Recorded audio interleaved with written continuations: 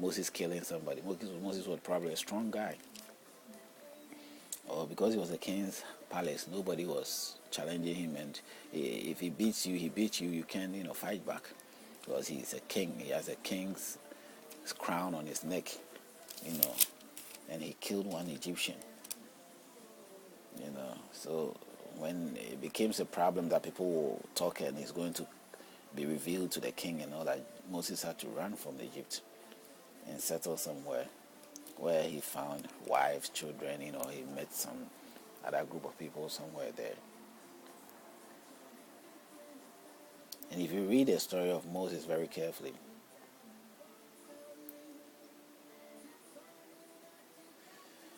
he, at this place of this desolate land that he has been, is where he has gone to see God. A burning bush, in the process of rearing his sheep, his flock. Out there, he's taking care of his animals, and he ended up seeing a burning bush. But the tree wasn't burning, but the fire was there. God spoke to him, and that was his message. Just like Muhammad going to some rock, some mountain inside and having a message. He had his message from God telling him to have to save the Israelite people. This is what I was saying, that in Exodus 3, all the way from 13 onwards down to 14 through 15, I say before these things were happening, God can go to Egypt himself. God can go to Egypt himself and save the Israelites. Why do he have to worry himself to even send Moses? So it's like the journey of a storyline or something that was a game or a fun to God. Is that what maybe it is about? Because he didn't go, nothing happened. He rather end up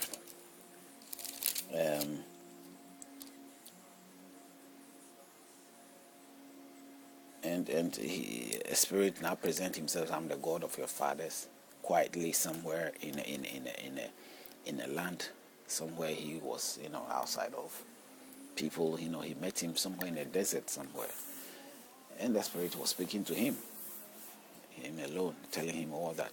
He had to come and tell them what happened. But even in this situation, that God did not go and save Israel, and he put a man in that situation, just Moses ended up making a request, and he said that if you are God or you are that or Abraham or that, how would I go and save people? And what am I going to tell them?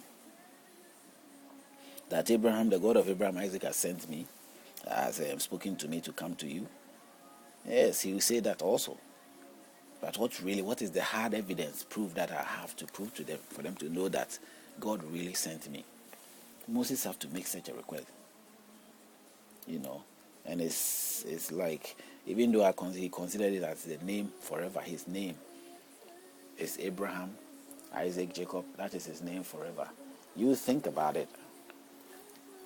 Those people and their name and their life history is being kept out, while God is uniquely identified them as such and embracing them or everything. He loved everything about them. These are the people that build a nation according to his will, according to what he wanted or how he wanted things to be. That's what I think. That's obviously the reason why God will love them so much, that he even mentioned their name and put himself there and say, I am their God. I am Abraham's God. I am Isaac's God, the God of Abraham, the God of Isaac, the God of Jacob. He proudly say that. So he's not ashamed of the way of life of Jacob, the way of life of Abraham, the way of life of Isaac. So why would you be ashamed of what the way of life of people who are doing things probably similar to what Jacob or Isaac or Abraham did? And in this case, when Moses had to make a request, he got his request. He gave him signs and wonderful things for him to show to the Jewish Israelis, to tell them that he sent them. He gave him signs and wonders and was always there with him through when he was making his request with Pharaoh, his brother and friend, to release the Jewish people. Because with him, he could go straight to Pharaoh because he's been there, he's lived there for long as he can remember. But the crime that he did make him run away. Now, he's not afraid of anything because God is with him. How is he going to go there fearing the Pharaoh, that Pharaoh will strike him or Pharaoh will remember him of something and something will happen? No. It didn't happen that way. But even if it was supposed to happen, God gave him the confidence, and since God was with him, nobody was able to touch him or be able to do anything.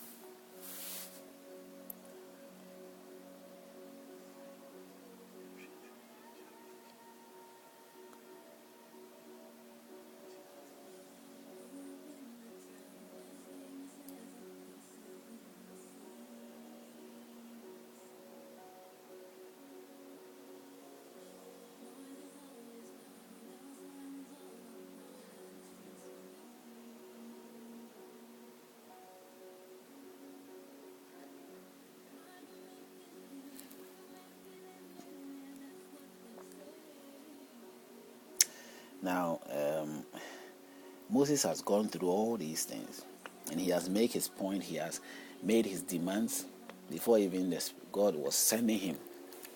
So he has done this, that. Can we do that today?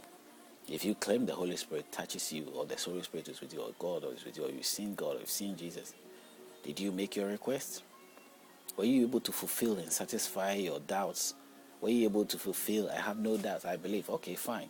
But were you able to sort of establish that evidence that you need to take along to people like me and people out there who wants to know, who have to accept you?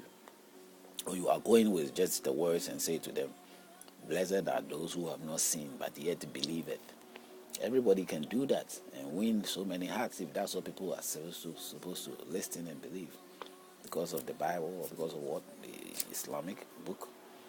Yeah, blessed are they who have not seen but yet believe. God is spirit. You can't see him, so accept God. And if you don't accept God, you are bound to find problems coming to your life in your own way. And if problems come, those who even have not accepted God, problems comes to their life. And those who accept God, problem comes to their life. So what is the difference? What really is your point, or your justifiable reason to say that is because somebody has not believed in God that makes him have problems, or he believes in God, that is why he is not having problems? How can you say that? How can you justify anything? So it is necessary to get the evidence. Something beyond what we already know or experience. Something to prove that God is actually capable of giving that person or you yourself those privileges that you need.